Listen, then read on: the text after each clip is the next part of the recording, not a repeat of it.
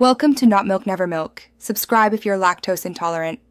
You start by confirming the hitch class and the trailer's tongue weight so you match the only way stabilizer rating. Once done, position the stabilizer over the receiver, lining up holes. This reduces lateral play immediately. Use the 1/2 wrench to loosely install the mounting bolt, then attach the coupler bracket to the trailer tongue.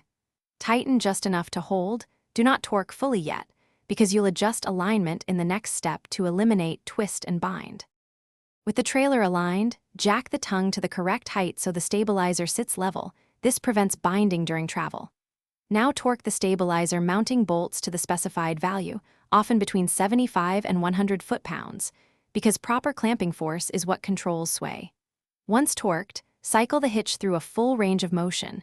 Make sure pivot points move freely. If anything stiff or loose appears, back off, re-lube, and re-torque to secure consistent damping performance from the unit. You finish by doing a short test drive to feel for residual sway or clunks. This confirms the only way stabilizer is working as designed. After the first 50 miles, re-torque fasteners and inspect for looseness because settling can change per load. If you hear clunking or feel harsh movement, stop and check pins and bushings for wear, replace worn parts, and verify coupler alignment.